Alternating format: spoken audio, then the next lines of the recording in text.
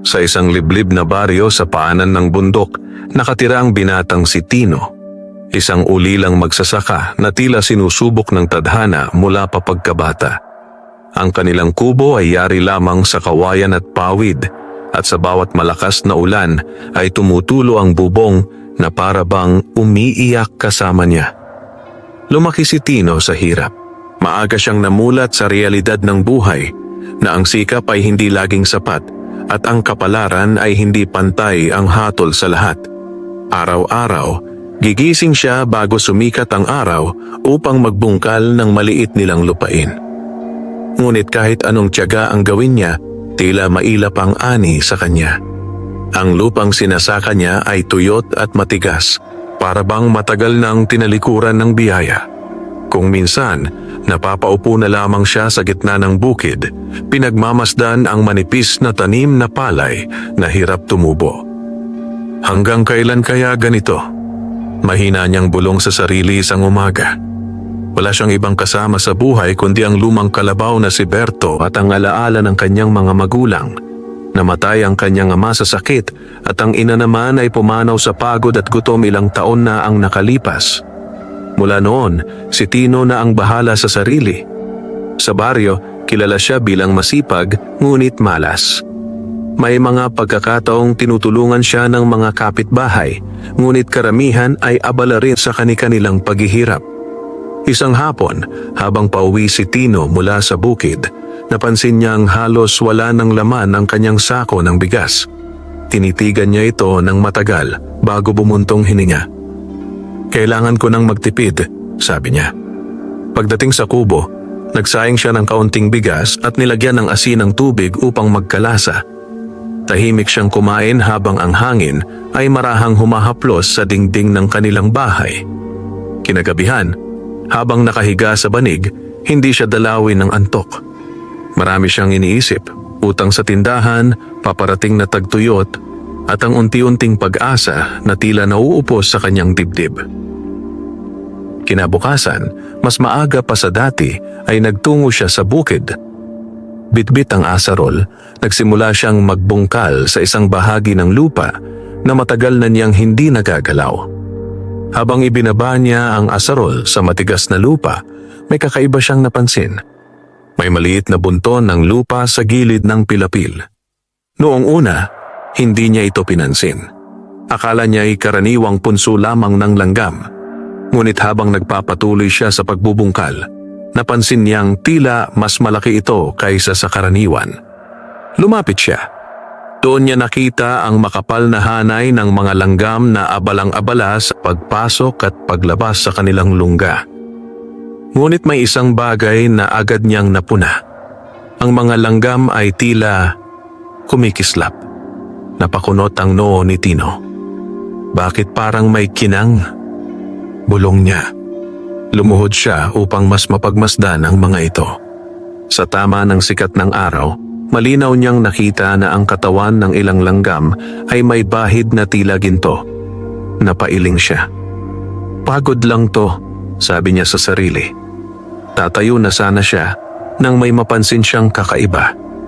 May isang langgam na mas malaki kaysa sa iba, at ito ay dahan-dahang umaakyat sa kanyang paa. Hindi niya ito agad tinaboy. Sa halip, nakaramdam siya ng kakaibang kilabot na hindi niya maipaliwanag. Doon nagsimulang magbago ang takbo ng kanyang kapalaran. Nanatiling nakatitig si Tino sa langgam na gumagapang sa kanyang paa. Karaniwan, agad niya itong ipapagpag. Ngunit may kung anong pumigil sa kanya. Isang pakiramdam na hindi niya maipaliwanag. Dahan-dahang umakyat ang malaking langgam hanggang sa kanyang bukong-bukong. Sa sikat ng araw, muli niyang nakita ang kakaibang kinang sa katawan nito. Hindi iyon pangkaraniwan. Para itong pinahiran ng pinong pulbos na ginto. Napasinghap si Tino. "Hindi ito normal," bulong niya. Maingat niyang inilapit ang kamay at marahang iniharang ang daliri sa daraanan ng langgam.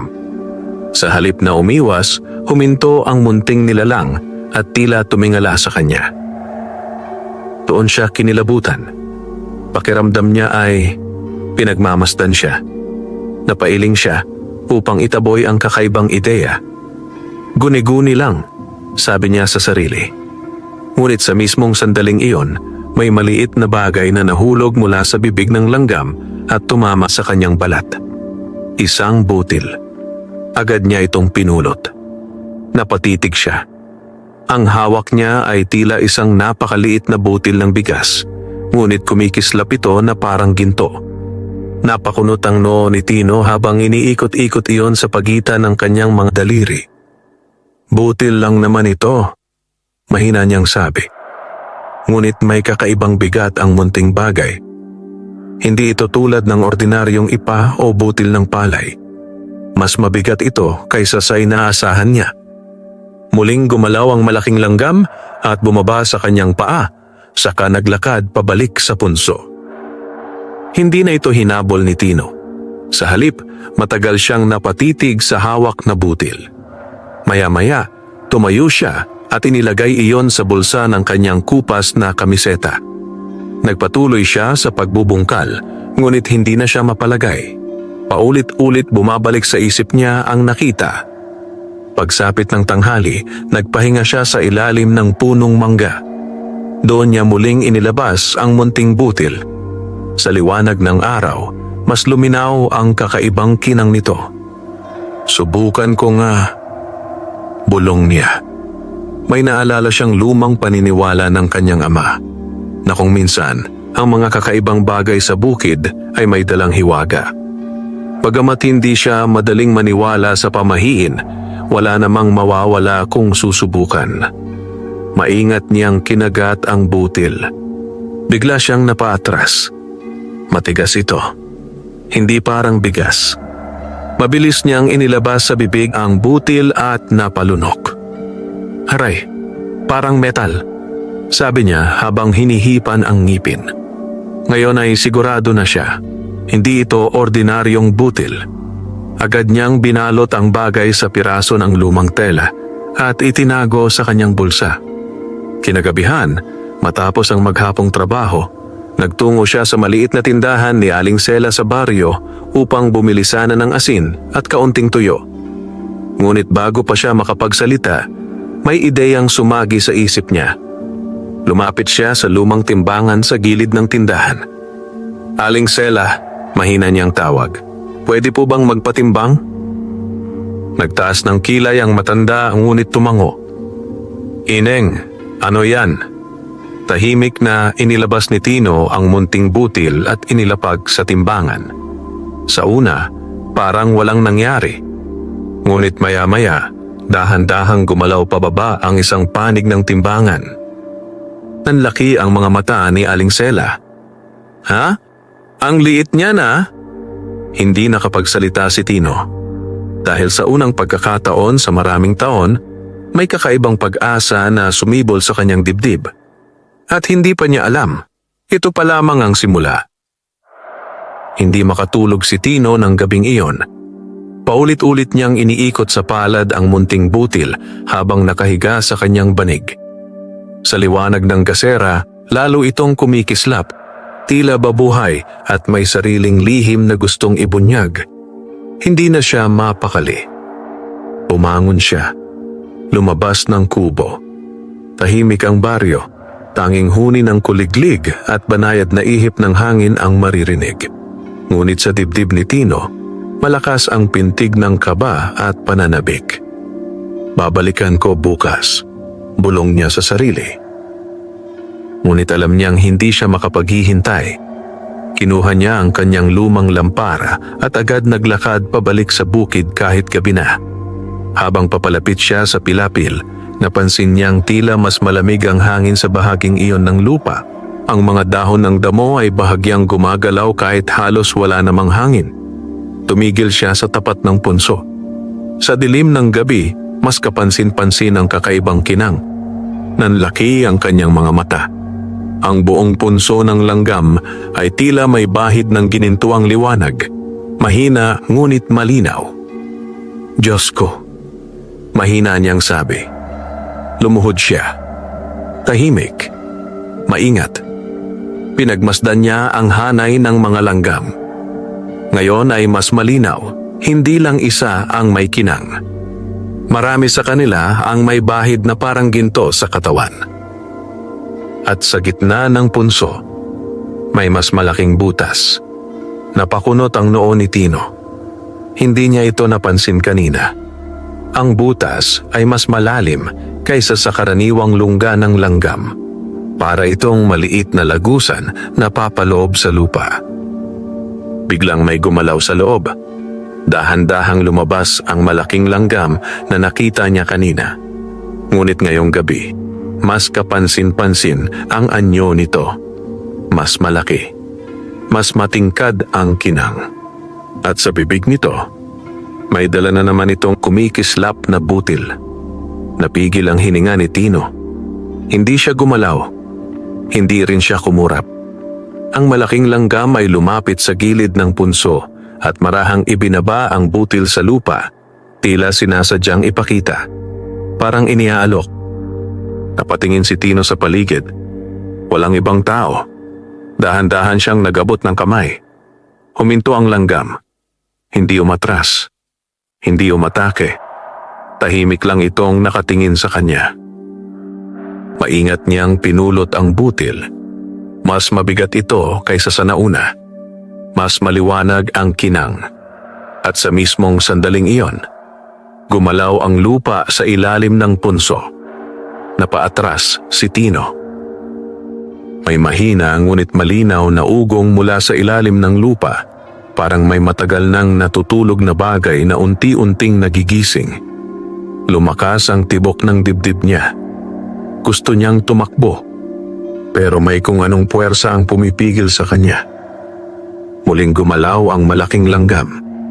Umakyat ito sa isang maliit na nakausling bato sa gilid ng punso at huminto. Pagkatapos, yumuko ito.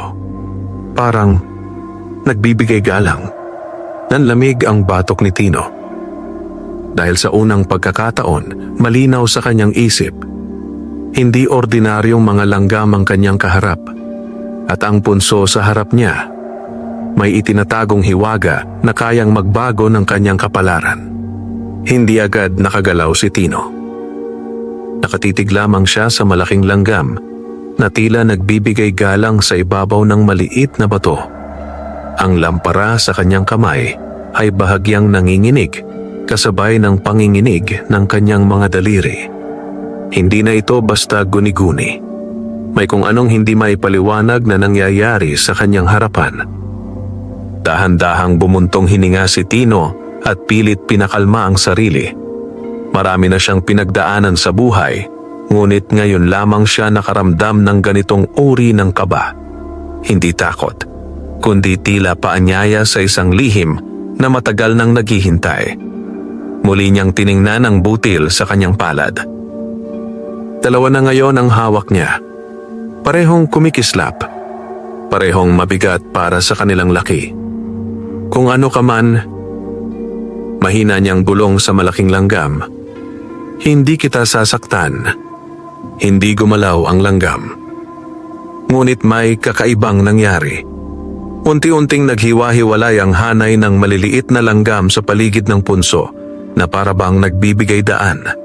Sa gitna nila, mas luminaw ang maliit na lagusan pababa sa lupa. Napakunot ang noo ni Tino. Pakiramdam niya ay inaanyayahan siya. Nilunok niya ang kaba. Dahan-dahan siyang yumuko at inilapit ang lampara sa bunganga ng lagusan. Sa loob, may bahagyang ginintuang kislap na sumasalubong mula sa kailaliman. Hindi niya makita ang dulo. Napaatras siya ng bahagya. Hindi maaari, bulong niya. Ngunit bago pa siya tuluyang umatras, muling gumalaw ang malaking langgam. Umakyat ito sa gilid ng punso at marahang hinipo ang kanyang daliri gamit ang antena nito. Parang senyas, parang pangako. Hindi niya maipaliwanag kung bakit, ngunit unti-unting nawala ang takot sa kanyang dibdib. Napalitan ito ng matinding pag-uusisa. Kinuha niya ang patpat na dala at marahang sinundot ang gilid ng lagusan upang masilip ang loob. Biglang gumuho ang kaunting lupa. Napasinghap si Tino. Mula sa maliit na siwang, may kumislap ng mas maliwanag kaysa sa hawak niyang mga butil. Ginto. Hindi na siya nagkamali sa nakita.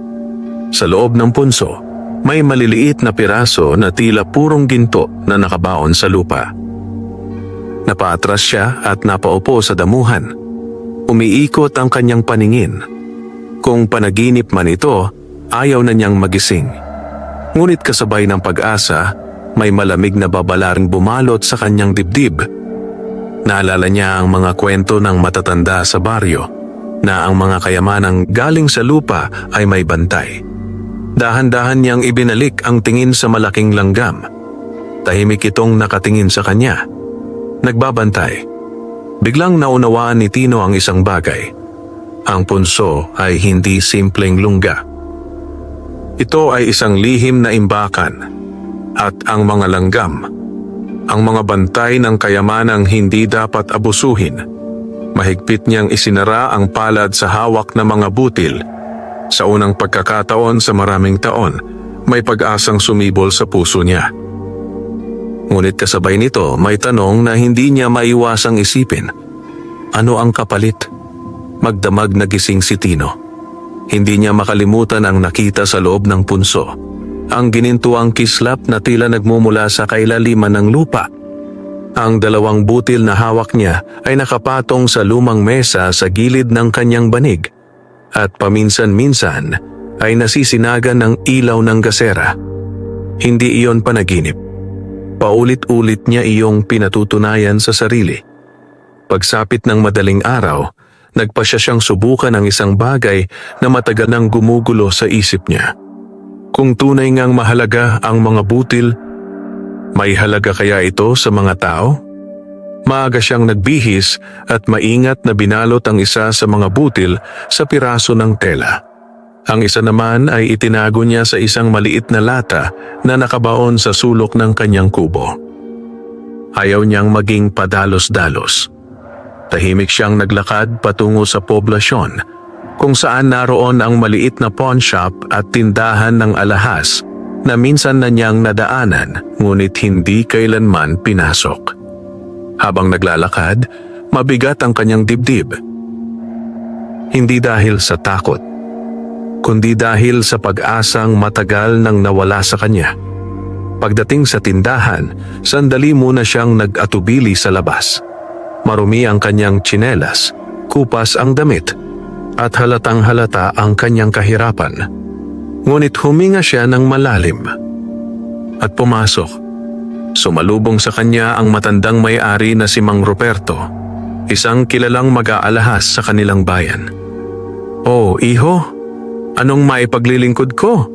tanong ng matanda. Hindi agad nakasagot si Tino. Dahan-dahan niyang inilabas ang nakabalot na tela at marahang inilapag sa mesa. "Pwede po bang ipatingin ito?" mahina niyang sabi. Binuksan ni Mang Ruperto ang tela.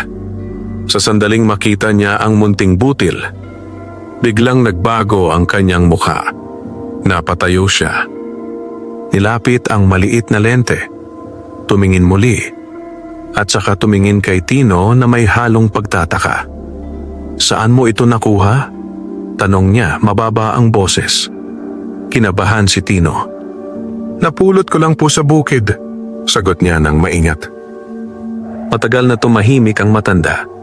Pagkatapos ay marahang inilapag ang lente at muling tiningnan ang butil. "Iho," sabi niya, "alam mo ba kung ano ito?" Napailing si Tino. Huminga ng malalim si Mang Ruperto. Purong ginto ito. Parang tumigil ang mundo ni Tino. Nanlaki ang kanyang mga mata. Hindi siya nakapagsalita. Ilang sandaling katahimikan ang lumipas bago muling nagsalita ang matanda. "Napakaliit nito. Pero napakataas ng kalidad. Saan mo ulit nakuha?" Hindi agad sumagot si Tino. Sa dibdib niya, unti-unting sumisibol ang isang bagay na matagal nang patay. Pag-asa. Maya-maya, marahang nagsalita si Mang Ruperto. "Kung gusto mong ipagbili ito, may halaga ito." Napaupo si Tino. Ang mundo na matagal niyang kinagisnan, ang mundong puno ng gutom, utang at pagkatalo, ay tila unti-unting nagkakaroon ng bitak. At hindi pa niya alam, ang munting langgam sa kanyang bukid ay magsisimula pa lamang magbigay ng biyaya. Hindi pa rin makapaniwala si Tino sa narinig mula kay Mang Ruperto. Purong ginto. Ang munting butil na halos hindi pansinin ay may tunay na halaga. Habang nakaupo siya sa harap ng mesa ng mag-aalahas, ramdam niya ang bahagyang panlalamig ng kanyang mga palad. "Iho," muling sabi ni Mang Ruperto, mas mahinahon ang tinig. "Kung nais mong ipagbili ito, mabibili ko. Maliit man, pero mataas ang kalidad." Nilunok ni Tino ang kaba. "Magkano po?" maingat niyang tanong. Tinimbang ng matanda ang butil sa maliit na timbangan. Matagal itong pinagmasdan bago nagbanggit ng halaga. Hindi malaki para sa mayayaman, pero para kay Tino. Para iyong biyayang matagal na niyang hindi nararanasan. Halos manginig ang kanyang tuhod. "Sigurado po ba kayo?" tanong niya, tila takot magising sa panaginip. Tumango si Mang Ruperto. "Kung may iba ka pang ganito, iho, bihira ang kalidad na ito." Hindi agad sumagot si Tino. Sa loob-loob niya, bumalik sa alaala ang punso, ang malaking langgam, at ang ginintuang kislap sa ilalim ng lupa. Ngunit maingat siya. Ayaw niyang magsalita ng sobra. Matapos ang ilang sandaling pag-iisip, marahan siyang tumango. "Sige po." Tinanggap niya ang bayad na tila may halong pangamba at pananabik. Mahigpit niyang hinawakan ang perang matagal na niyang hindi nararamdaman sa palad. Paglabas niya ng tindahan, saglit siyang napatigil sa gilid ng daan. Mainit ang sikat ng araw. Ngunit sa dibdib niya, may bagong init na umusbong. Ang pakiramdam na baka, sa wakas, may pagbabago ng paparating. Hindi siya nag-aksaya ng oras. Dumiretso siya sa tindahan ni Aling Sela. Nanlaki ang mata ng matanda nang makita siyang may dalang sapat na pera. "O Tino, may biyaya ah?" biro nito. Ngumiti lang siya ng bahagya. Sa unang pagkakataon matapos ang maraming buwan, nakabili siya ng sapat na bigas, kaunting tuyo, asin at kahit kaunting kape.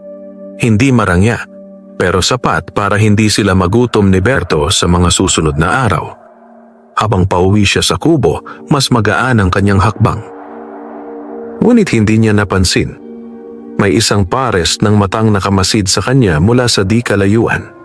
Si Lando, ang kilalang usisero at mapagmatyag na lalaki sa baryo. Matagal na nitong napansin ang pagpasok ni Tino sa alahasan. At mas lalo siyang nagtaka nang makitang may dalang maraming pinamili ang binata pa uwi. Napangisi si Lando. May kakaiba kay Tino, mahina niyang bulong. Samantala, pagdating ni Tino sa bukid kinahapunan, agad siyang nagtungo sa punso. Tahimik ang paligid. Ngunit nang siya'y lumapit, naroon na naman ang malaking langgam. Naghihintay. At sa paanan ng punso, may panibagong kumikislap na butil. Napahinto si Tino. Unti-unti niyang naunawaan ang isang bagay na magpapabago sa kanyang buhay. Hindi nagkataon ang lahat. Pinipili siya. Tahimik na nakatayo si Tino sa harap ng punso. Sa kanyang paanan, malinaw na kumikislap ang panibagong butil ng ginto. At sa ibabaw ng nakausling bato, naroon ang malaking langgam, tila matiyagang naghihintay sa kanyang desisyon. Ngunit ngayon, iba na ang pakiramdam ni Tino. Hindi na lamang ito tuwa at pag-asa. May kasama ng pag-iingat. Dahan-dahan siyang lumuhod at marahang pinulot ang butil. Mainit ito sa kanyang palad, para bang may sariling buhay. Saglit siyang napapikit. "Maraming salamat." Mahina niyang bulong. Hindi niya alam kung bakit niya iyon sinabi. Pero tila tama. Sa sandaling iyon, gumalaw ang malaking langgam. Umakyat ito sa gilid ng kanyang kamay at marahang hinipo ang kanyang balat gamit ang antena nito. Biglang nanlamig ang batok ni Tino. May kakaibang pakiramdam na dumaloy sa kanyang katawan. Hindi sakit, hindi takot, kundi parang may mensaheng tahimik na ipinarating sa kanya. Isang babala. Unti-unti niyang naunawaan. Huwag magmadali. Huwag maging sakim. Huwag ipagsabi. Napamulat si Tino. Mahigpit niyang isinara ang palad sa butil at marahang tumango. Maiintindihan ko, bulong niya. Muling bumaba ang malaking langgam at naglakad pabalik sa punso kasabay ng pagbalik sa normal na galaw ng iba pang langgam. Para bang tapos na ang usapan. Tumayo si Tino at naglakad pa uwi, ngunit ngayon ay mas mabigat ang kanyang iniisip. May biyaya, pero may kapalit. Kinagabihan, habang kumakain siya ng mainit na kanin at tuyo, isang simpleng hapunang matagal niyang hindi natikman, may kumatok sa kanyang pintuan. Napakunot ang noo niya. Bihira ang bisita sa kanyang kubo. Lumapit siya at marahang nagbukas. Bumungad sa kanya si Lando. Nakasuot ito ng pamilyar na ngisi. "O Tino," sabi nito na parang walang mali siya. "Napadaan lang ako. Napansin ko kasi. Mukhang naparami ang pinamili mo ngayon ha." Nanahimik si Tino. May kung anong kumirot sa kanyang dibdib. Ngunit pinilit niyang maging kalmado. May kaunting benta lang sa bukid. Maikli niyang sagot. Hindi agad nagsalita si Lando. Tinitigan siya nito mula ulo hanggang paa na para bang may sinusukat. Pagkatapos ay bahagyang ngumiti. "Ganun ba? Mabuti kung ganon." Ngunit bago ito tuluyang umalis, bahagya itong yumuko palapit kay Tino at bumulong. Sa baryong ito, mahirap magtago ng biyaya. Nanlamig ang batok ni Tino. Tahimik na umalis si Lando. At sa unang pagkakataon mula nang magsimulang magbago ang kanyang kapalaran, nakaramdam si Tino ng tunay na panganib. Hindi agad isinara ni Tino ang pinto matapos umalis si Lando. Matagal siyang nakatayo roon, nakatanaw sa dilim ng gabi. Ang mga salitang binitawan ng lalaki ay paulit-ulit na umuukit sa kanyang isipan. Sa baryong ito, mahirap magtago ng biyaya. Dahan-dahan niyang isinara ang pinto at isinandal ang likod sa kahoy. Ramdam niya ang bahagyang panginginig ng kanyang mga kamay. Hindi siya mangmang. Alam niyang may duda na si Lando. Lumapit siya sa mesa at maingat na inilabas ang natitirang butil ng ginto. Sandali niya itong tinitigan bago muling binalot at itinago sa ilalim ng lumang lata na nakabaon sa sahig ng kubo. Ngunit kahit nakatago na iyon, hindi pa rin mapawi ang kanyang kaba. Kinabukasan, mas maaga pa sa dati ay nagtungo siya sa bukid. Habang naglalakad sa pilapil, mas maingat na ang kanyang mga mata. Sinusuri ang paligid, nakikinig sa bawat kaluskos. Tahimik ang umaga. Ngunit may pakiramdam siyang hindi siya nag-iisa. Pagdating sa punso, naroon na naman ang malaking langgam. Naghihintay. Ngunit ngayon, may kakaiba sa galaw ng mga maliliit na langgam sa paligid. Mas mabilis sila. Mas magulo ang kanilang hanay na para bang may hindi pangkaraniwang nangyayari. Lumuhod si Tino. "Anong meron?" Mahina niyang tanong, kahit alam niyang walang salitang sagot ang darating. Sa sandaling iyon, may malakas na kaluskos mula sa damuhan sa likuran niya. Mabilis siyang napalingon. Wala. Tahimik ang paligid. Ngunit hindi siya nagkamali. May gumalaw. Mahigpit niyang hinawakan ang asarol na dala at dahan-dahang tumayo. Ilang hakbang siyang lumayo sa punso. Paikot na sinusuri ang paligid. Lumipas ang ilang sandali. Wala pa rin. Ngunit nang muli siyang lumingon sa punso, napahinto siya. Ang malaking langgam ay nakataas ang katawan, nakaharap sa direksyong pinanggalingan ng kaluskos. Parang nagbabantay. Unti-unting bumilis ang tibok ng puso ni Tino. Hindi na ito basta pakiramdam lamang. May nakamasid nga. Mabilis niyang pinulot ang butil na nakahain sa paanan ng punso at maingat na inilagay sa bulsa. Pagkatapos ay marahang umurong. Hindi siya nagtagal. Hindi na muna. Habang naglalakad siya pauwi, paulit-ulit siyang lumilingon sa likuran. At sa gilid ng masukal na damuhan, hindi niya napansin ang pares ng matang kanina pa nagmamasid. Tahimik, mapagmatyag, at unti-unting nagkakaroon ng interes sa lihim na natuklasan ni Tino. Maghapon na balisa si Tino. Habang nagbubungkal siya sa ibang bahagi ng bukid, pakiramdam niya ay may matang nakasunod sa bawat galaw niya. Kahit ang hangin na dumadampi sa kanyang batok ay tila may dalang babala. Hindi siya nagkamali.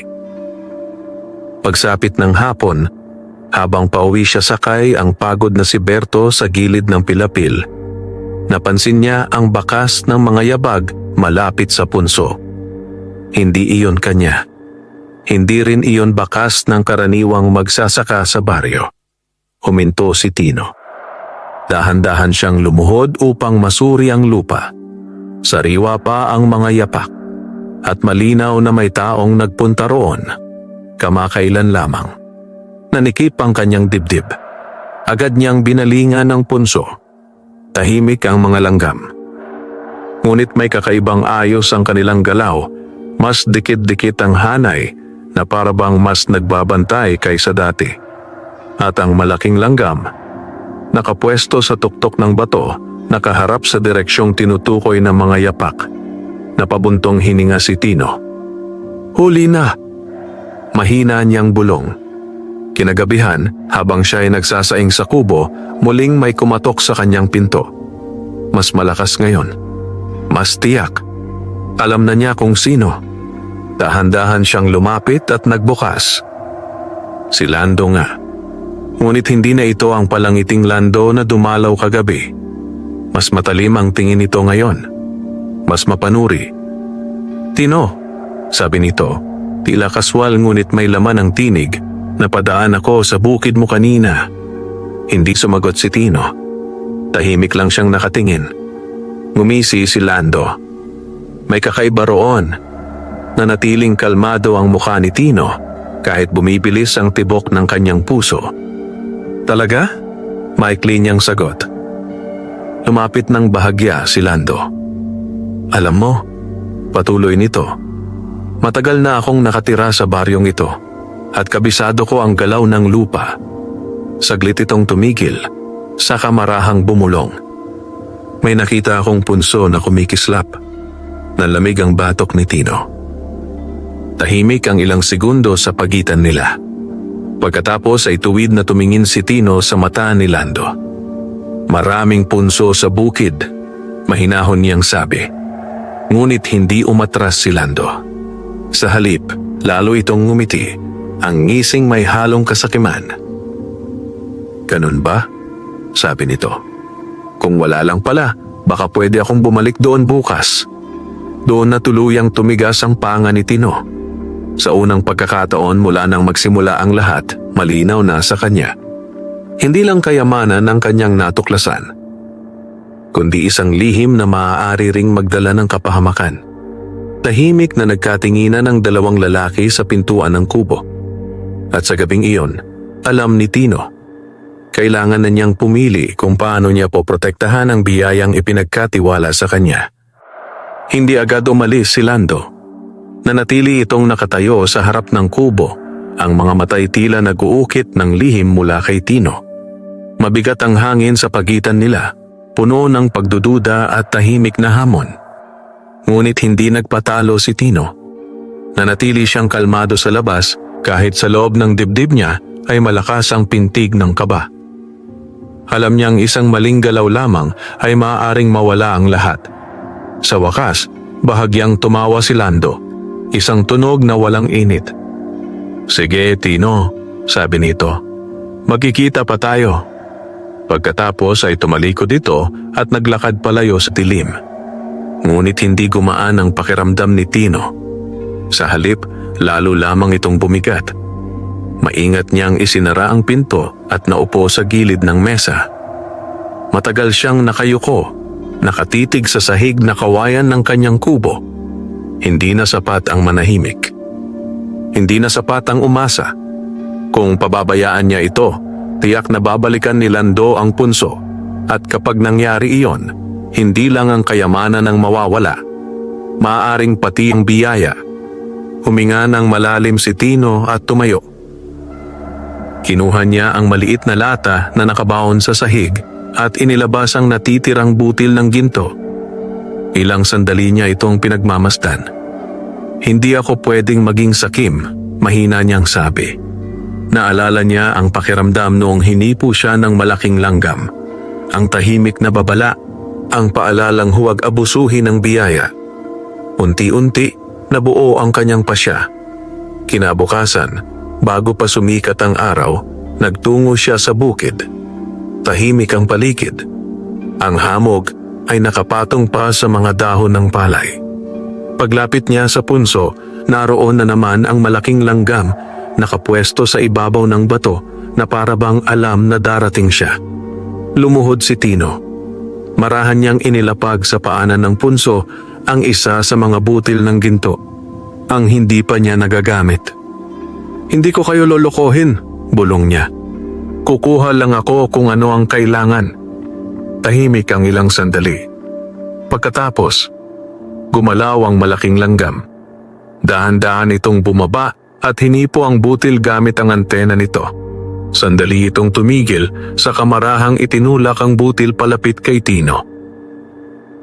Nanlaki ang kanyang mga mata. Parang tugon. Parang pahintulot.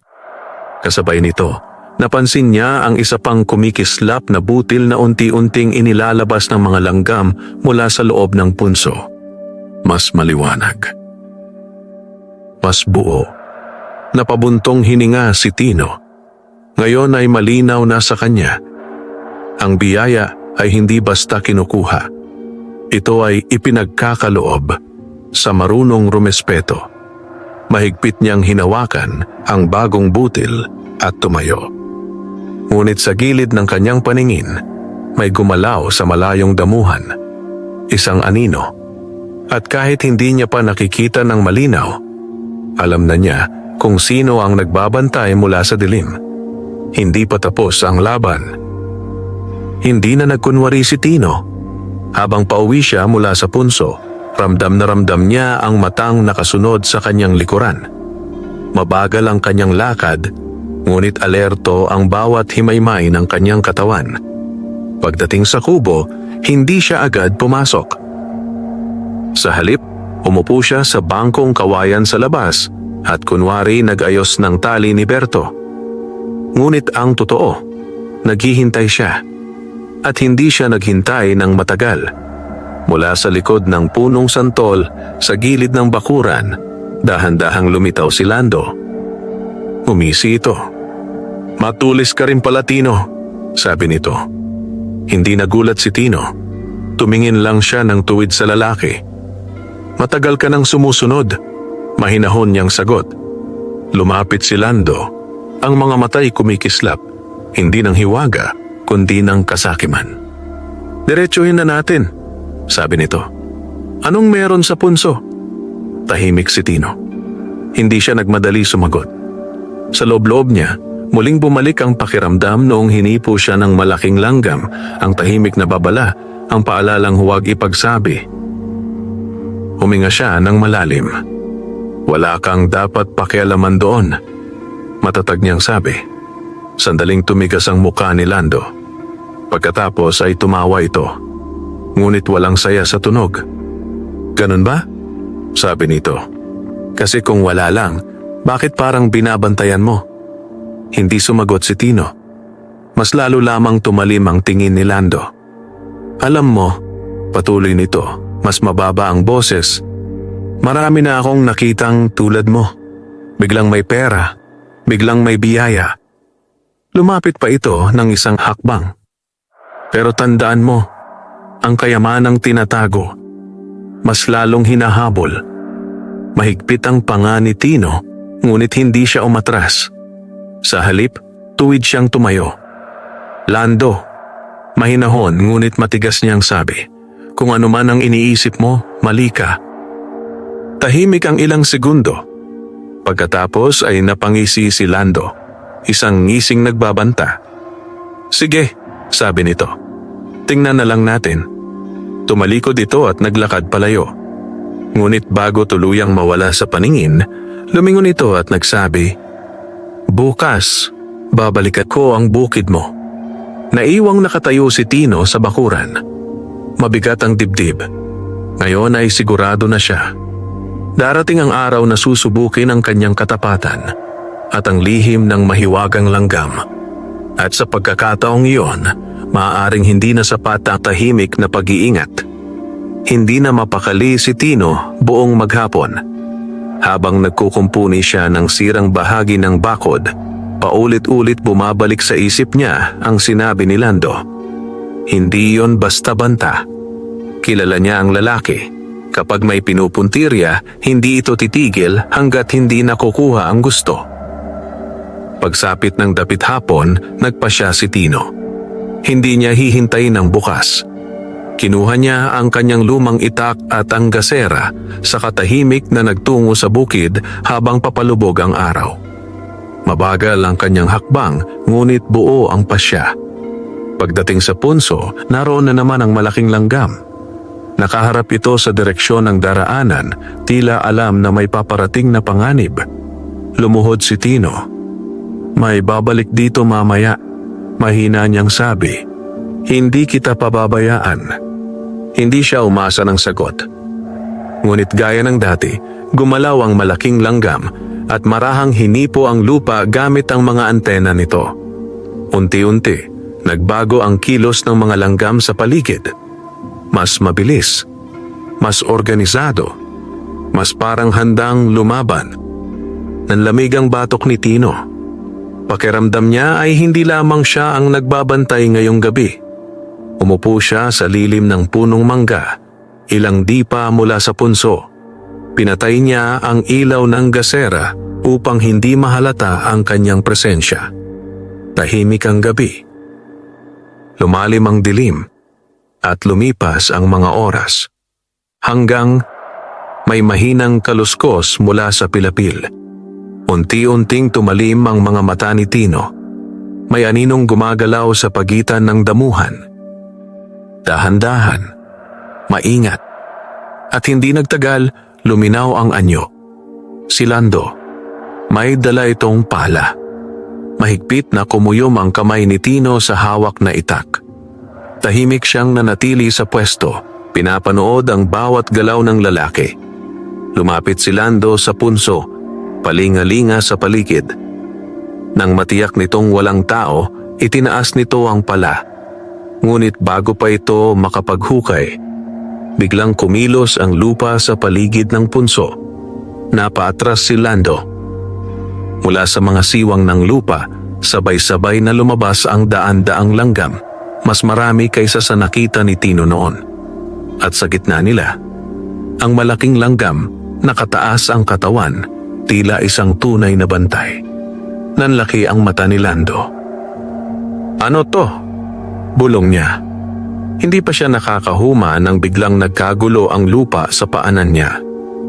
Ang mga langgam ay mabilis na umikot sa kanyang mga paa, paakyat, paikot, hindi nangangagat, ngunit malinaw ang babala. Napaatras si Lando, halos matisod. "Buwisit!" sigaw niya, sabay pagpag sa pantalon. Mula sa dilim, dahan-dahang lumabas si Tino. Tahimik, matatag. "Sabi ko sa'yo," malamig niyang wika. "May bantay ang punso." Nagkatinginan ang dalawang lalaki sa gitna ng madilim na bukid. At sa gabing iyon, malinaw na hindi basta kayamanan ang pinoprotektahan ni Tino, kundi isang hiwagang handang lumaban para sa kanya. Sandaling natigilan si Lando. Ang yabang na kanina'y buo sa kanyang tindig ay tila nabawasan sa harap ng nagkakagulong mga langgam. Patuloy ang pag-ikot ng mga ito sa paligid ng kanyang paa. Hindi nangangagat, ngunit sapat upang ipadama na hindi siya malugod na tinatanggap. Mabilis siyang umurong ng ilang hakbang. "Panakot lang to," pilit niyang sabi. bagaman may bahid na ng kaba ang kanyang boses. Tahimik na nakatayo si Tino sa lilim, mahigpit ang hawak sa kanyang itak ngunit hindi ito itinataas. Hindi niya kailangang manakot. Ang mismong paligid na ang gumagawa noon. Ang malaking langgam ay nakapwesto sa tuktok ng punso, nakaharap kay Lando, tila isang maliit ngunit matibay na bantay. Humigpit ang panga ni Lando. "Anong kalokohan to, Tino?" Tanong niya, pilit ibinabalik ang dating tikas. Hindi agad sumagot si Tino. Iilang sandali muna siyang tumingin sa punso bago marahang nagsalita. Hindi lahat ng bagay sa lupa dapat galawin. Tahimik ang gabi matapos ang kanyang mga salita. Napasinghal si Lando. "Pinagloloko mo ba ako?" sabi nito, ngunit halata na ang pag-aatubili sa kanyang tinig. Sa paanan niya muling gumalaw ang lupa. Mas marami pang langgam ang lumabas at nagsimulang bumuo ng mas makapal na hanay sa pagitan niya at ng punso. Hindi na iyon simpleng pananakot. Babala na iyon. Unti-unting umatras si Lando. 1, 2, 3 hakbang. Hindi siya tumalikod agad, ngunit malinaw na nagbago ang ihip ng hangin. Ang kaninang kasakiman sa kanyang muka ay napalitan ng malamig na pagsusuri. "Tino," mababa niyang sabi, "hindi pa tayo tapos." Hindi na sumagot si Tino. Tahimik lang siyang nakatayo. Ilang sandali pa, tuluyan nang tumalikod si Lando at naglakad palayo sa dilim ng pilapil. Ngunit kahit lumalayo ang kanyang anyo, ramdam ni Tino na hindi pa ito sumusuko. Matagal na nakatitig si Tino sa direksyong pinuntahan ng lalaki, hanggang sa tuluyan itong mawala. Saka lamang siya lumapit sa punso. Unti-unting bumalik sa normal ang galaw ng mga langgam. Ang malaking langgam ay marahang bumaba mula sa bato at saglit na hinipo ang lupa sa paanan ni Tino. Napabuntong hininga siya. "Salamat," mahina niyang sabi. Sa unang pagkakataon mula nang magsimula ang lahat, malinaw na sa kanya. Hindi lang siya ang nagbabantay sa lihim na ito. Ngunit alam din niyang hindi pa ito ang wakas. Dahil ang taong tinaboy ng takot ay kadalasang bumabalik na may mas mabigat na balak. 3 araw na ang lumipas mula nang umatras si Lando. Ngunit hindi bumaba ang bantay ni Tino. Sa bawat paggising niya, una niyang tinitingnan ang bukid. Sa bawat dapit hapon, dinadaanan niya ang punso. At sa bawat gabi, mas magaan na ang kanyang hakbang, ngunit mas matalas ang kanyang pakiramdam. Tahimik ang baryo. Masyadong tahimik. At iyon ang mas lalong nagpapabahala sa kanya. Isang umaga, habang pinapakain niya si Berto sa likod ng kubo, may dumaan na 2 lalaki sa pilapil, mga hindi niya kilala. Saglit lang ang tingin ng mga ito sa kanyang bukid, ngunit sapat iyon upang kumirot ang kanyang dibdib. Hindi iyon karaniwan. Pagdating niya sa punso kinahapunan, agad niyang napansin ang kakaiba. Mas marami ang langgam. Mas makapal ang kanilang hanay sa paligid ng punso. At ang malaking langgam, nakaharap sa direksyong papunta sa baryo. Parang may inaabangan. Lumuhod si Tino. "Anong paparating?" mahina niyang tanong. Hindi siyempre sumagot ang nilalang. Ngunit sa mismong sandaling iyon, may napansin siya sa lupa. Isang manipis na bakas ng yapak na hindi kanya. Sariwa. At hindi lamang isa. Nanikip ang kanyang dibdib. Dahan-dahan siyang tumayo at sinuyod ng tingin ang paligid ng bukid. Walang tao. Walang galaw. Pero malinaw ang mensahe. Hindi na nag-iisa si Lando sa kanyang pagnanais. Kinagabihan, hindi natulog si Tino. Sa loob ng kubo, maingat niyang inayos ang kakaunti niyang ari-arian. Itinabi niya ang perang naipon mula sa mga butil ng ginto. Hindi para itago, kundi para paglaanan ng tama. Unti-unti nang nagbabago ang kanyang isip. Kung ang biyayang ito ay mananatili lamang para sa kanya, lalo lamang itong aakit ng kasakiman. Ngunit kung magagamit niya ito ng tama, baka mabago ang lahat. Maya-maya, tumayo siya at tumingin sa bintana patungo sa bukid na natatakpan ng dilim.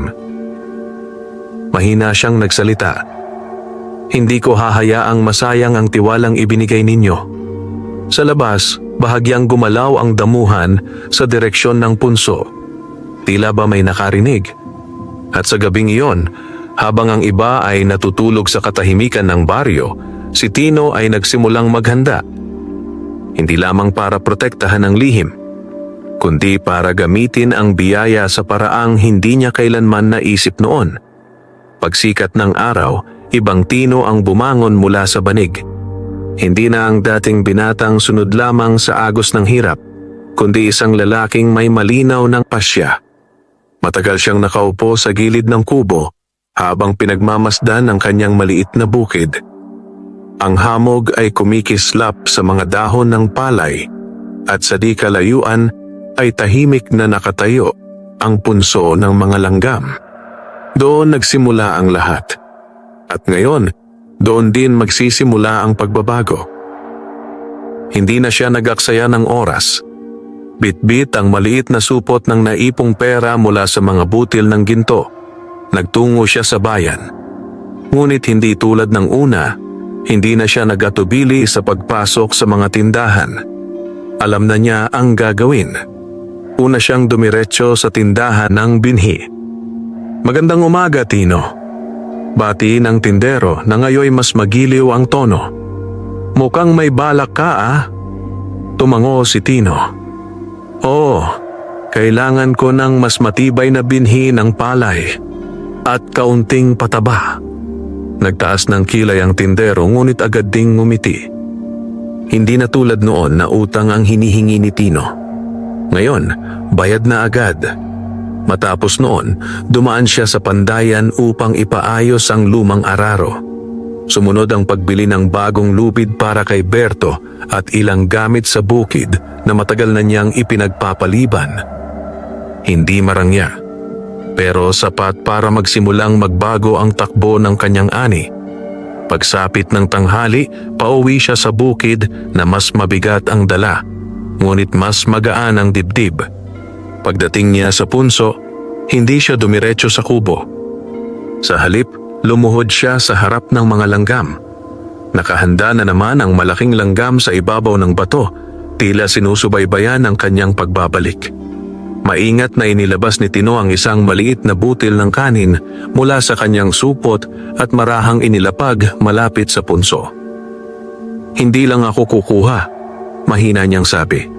"Magbibigay din ako." Sandaling tumahimik ang paligid. Pagkatapos, gumalaw ang malaking langgam. Bumaba ito at nilapitan ang butil ng kanin, saka marahang hinipo gamit ang antena nito. Unti-unting lumapit ang iba pang langgam. Tahimik, organisado, at sa unang pagkakataon, napansin ni Tino ang kakaibang pagbabago sa hangin sa paligid ng punso. Mas banayad, mas magaan. Parang nasiyahan ng mga bantay. Napangiti si Tino, bahagya ngunit totoo. Tumayo siya at nagsimulang magtrabaho sa bukid. Maghapon siyang nagbungkal, nagtanim at nagayos ng pilapil. Mas masigla kaysa dati. Sa bawat bagsak ng kanyang araro, may bagong lakas sa kanyang mga braso. Ngunit sa gilid ng kanyang paningin, sa malayong bahagi ng pilapil, may dalawang aninong muling nagmasid. Tahimik, mapagmatyag, at ngayong may malinaw ng pagbabago sa buhay ni Tino, mas lalo lamang nagiging mainit ang mata ng mga taong may balak. Hindi pa tapos ang unos. Ngunit sa kauna-unahang pagkakataon, handa na si Tino. Mabilis kumalat ang usap-usapan sa baryo. Sa loob lamang ng ilang linggo, napansin ng mga tao ang pagbabago sa bukid ni Tino. Ang dating tuyot at maputlang lupa ay unti-unting nagiging luntian. Mas maayos ang pilapil, mas matibay ang bakod at mas masigla ang dating tahimik na kubo. Hindi ito nakaligtas sa mapanuring mata ng mga taga-baryo. Parang biglang sinuwerte si Tino, bulong ng ilan. "May sikreto yan," sabi ng iba. Tahimik lamang si Tino sa gitna ng mga bulong-bulungan. Tuloy lang ang kanyang trabaho. Gising bago magbukang liwayway, uwi kapag dapit hapon na. Ngunit sa kabila ng kanyang pag-iingat, nararamdaman niyang umiinit ang paligid.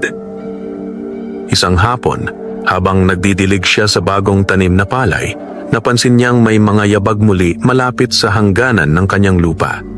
Hindi na ito ang unang beses. Dahan-dahan siyang tumayo at sinuyod ng tingin ng damuhan. Walang tao. Pero malinaw ang bakas. Mahigpit ang hawak niya sa timba habang dahan-dahan siyang lumapit sa punso. Naroon ang malaking langgam. Ngunit ngayon, mas mataas ang tindig nito. Mas alerto. At ang hanay ng mga maliliit na langgam ay mas makapal kaysa dati. Parang isang buhay na pader sa paligid ng kanilang lungga. Lumuhod si Tino. May gumagalaw na naman. Mahina niyang sabi. Sa sandaling iyon, may napansin siya. Sa gilid ng pilapil, halos natatakpan ng damo, may maliit na piraso ng pulang tela na nakasabit sa sanga. Hindi iyon kanya. Hindi iyon basta napadpad lang. Palatandaan iyon. Nanikip ang dibdib ni Tino. May nagmamarka na ng kanyang lupa. Mabilis niyang tinanggal ang tela at mahigpit na kinuyom. Ngayon ay sigurado na siya. Hindi na simpleng pag-uusisa ang nangyayari. May nagbabalak. Kinagabihan, habang kumakain siya sa kubo, mas maingat na ang bawat galaw niya. Hindi na niya inilalabas ng madalas ang mga butil ng ginto. Hindi na rin siya basta pumupunta sa bayan. Ngunit kahit anong ingat, may mga matang hindi niya nakikita.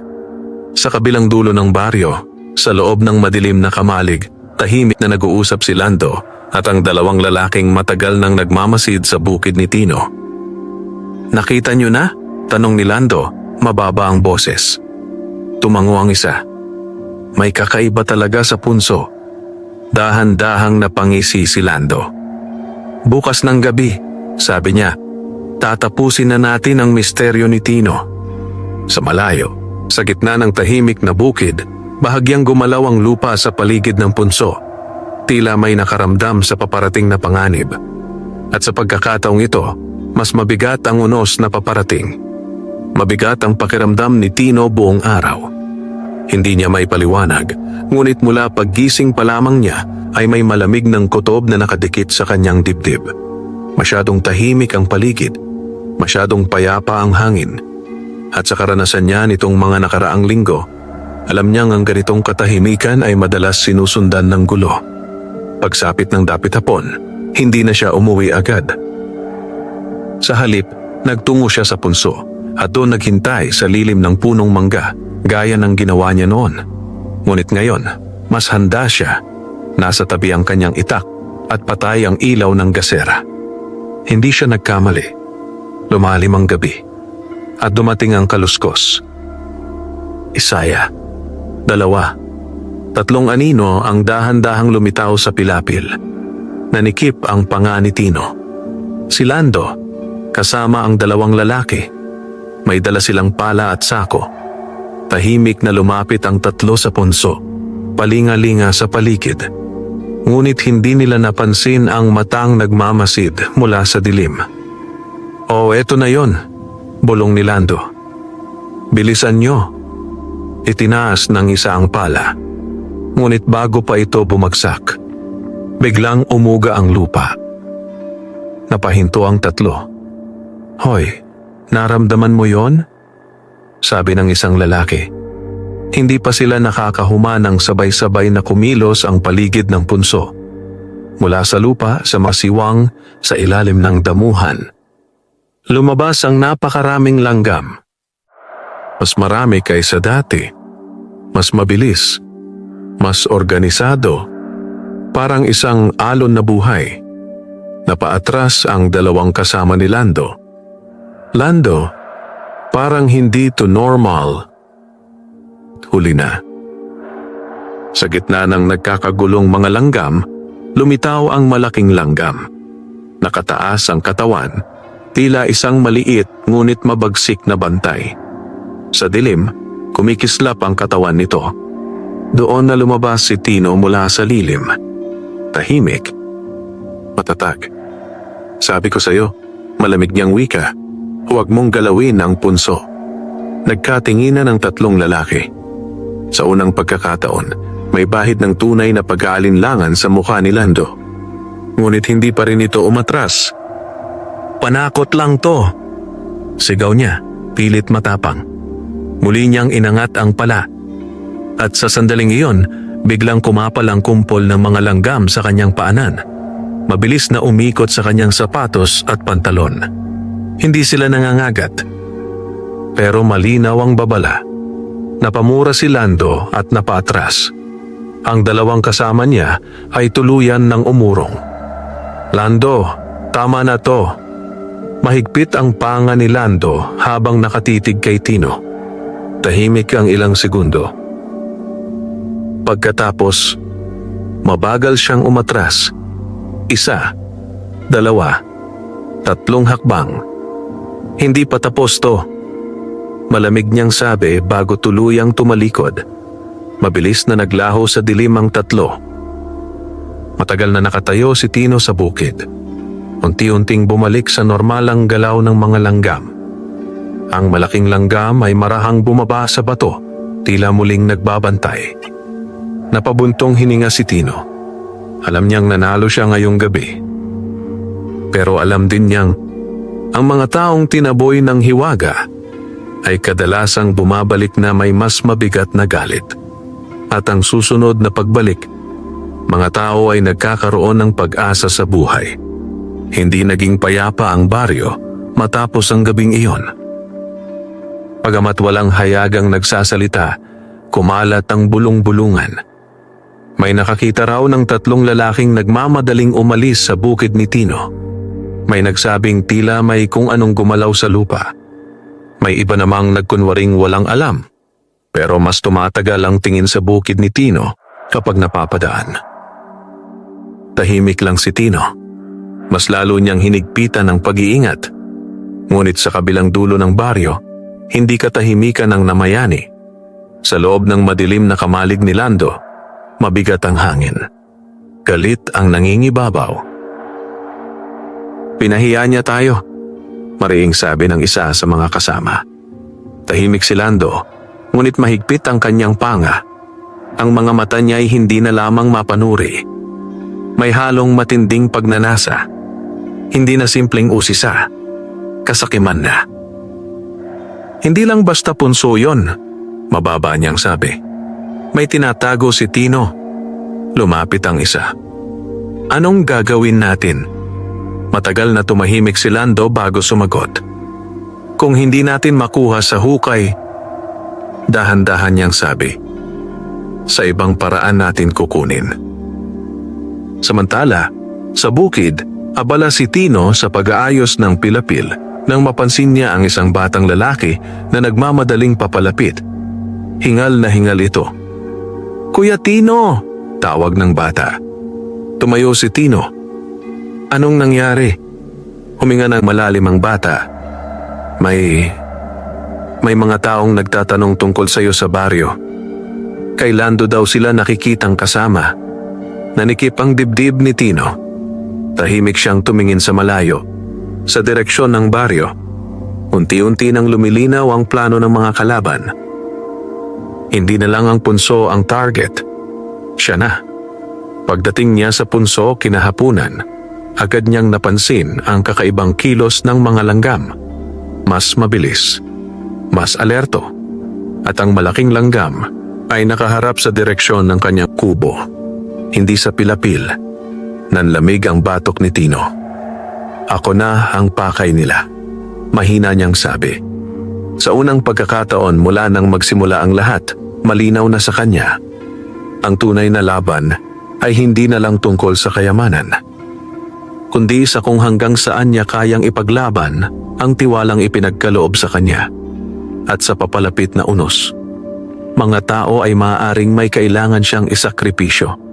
Hindi na naghintay si Tino. Kinagabihan ding iyon matapos niyang marinig ang babala ng batang naghatid ng balita Naupo siya sa loob ng kanyang kubo at tahimik na nag-isip.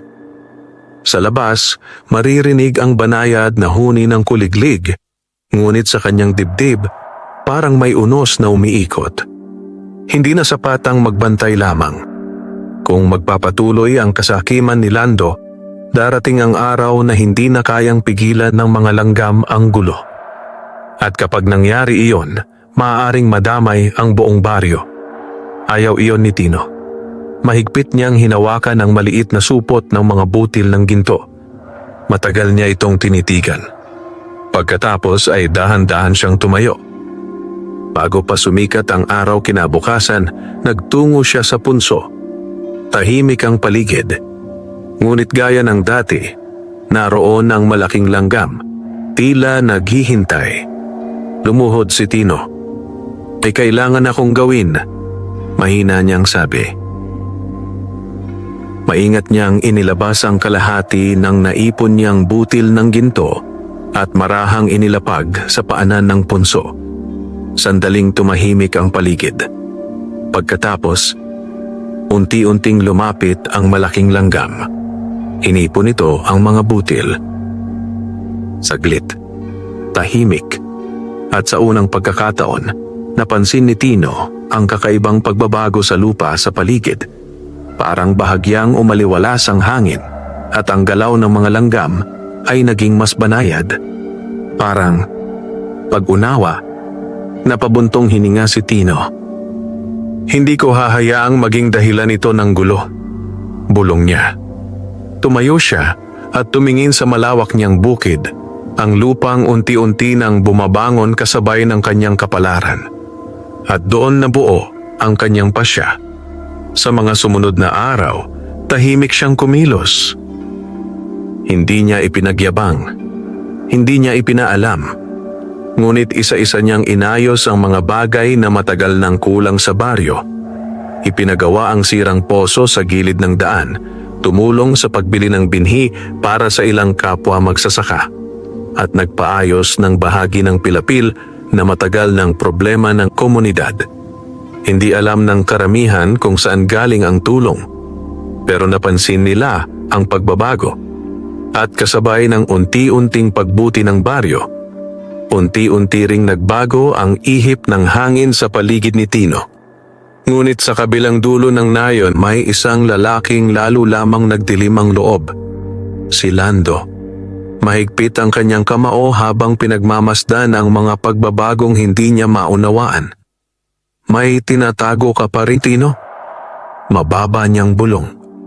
At sa gabing iyon, habang ang baryo ay unti-unting nakikinabang sa kabutihan ng isang dating dukha, may isang puso ang lalong nilamon ng kasakiman. Dumating ang panahon ng anihan. Sa unang pagkakataon sa loob ng maraming taon, ang bukid ni Tino ay hitik sa ginintuang palay. Sa bawat hagod ng hangin, tila sumasayaw ang mga uhay, parang nagpapatunay na ang lupaing minsang tuyot ay muli nang nabuhay. Hindi lamang si Tino ang nakapansin. Buong baryo ang nakakita. Ang dating tahimik at kapos na magsasaka ay ngayoy may masaganang ani, maayos na kubo at bukas palad na pagtulong sa kapwa. Ngunit sa kabila ng lahat, nanatili siyang mapagkumbaba. Walang yabang, walang pagmamataas. Isang umaga, habang abala ang mga magsasaka sa anihan, dahan-dahang lumapit si Lando sa gilid ng bukid. Hindi na ito ang dating mayabang na lalaki. Pagod ang muka, mabigat ang mga mata. Matagal itong nakatayo roon bago nagsalita. Tino. Huminto si Tino sa paggapas at marahang lumingon. Tahimik ang ilang sandali sa pagitan nila. Pagkatapos ay bumuntong hininga si Lando. Matagal kitang binantayan. Diretsong sabi nito. Akala ko, may tinatago kang kayamanan na pwede kong angkinin. Hindi nagsalita si Tino. Pinakinggan lang niya. Ilang saglit pa, nagpatuloy si Lando. Mas mababa na ang tinig. Pero ngayon, nakikita ko na. Napatingin ito sa malawak na bukid, sa mga magsasakang nagtatawanan habang nag-aani at sa inayos na poso sa gilid ng daan kung saan may mga batang nagsasalukan ng tubig. Hindi lang pala ginto ang meron ka. Tahimik na ngumiti si Tino. Bahagya, ngunit totoo. Hindi naman talaga yon ang mahalaga, mahinahon niyang sagot. Huminga ng malalim si Lando. Sa unang pagkakataon, wala nang bakas ng kasakiman sa kanyang mga mata, tanging pagod at kaunting hiya. Kung hihingi ako ng tulong, mabigat niyang sabi, may pag-asa pa ba? Matagal na tumingin si Tino sa kanya. Naalala niya ang lahat, ang paniniktik, ang banta, ang tangkang pagsalakay. Ngunit naalala rin niya ang tahimik na babala ng malaking langgam. Huwag maging sakim, huwag maging malupit. Gamitin ang biyaya ng tama. Dahan-dahang tumango si Tino. May pag-asa pa, sabi niya. Sa sandaling iyon, parang gumaan ang hangin sa paligid. Sa di kalayuan, sa gilid ng pilapil, tahimik na nakamasid ang malaking langgam sa ibabaw ng bato. Tila isang bantay na nakontento sa naging wakas ng pagsubok. Lumipas ang mga buwan, mas lalo pang umunlad ang baryo. At si Tino, ang dating dukha na walang swerte, ay nanatiling simple ang pamumuhay, ngunit may pusong mas mayaman kaysa sa anumang ginto sa ilalim ng lupa. Dahil sa huli, natutunan niya ang lihim na hindi kayang sukatin ang timbangan. Ang tunay na yaman ay hindi ang kayamanang itinatago, kundi ang biyayang marunong magbahagi. Wakas.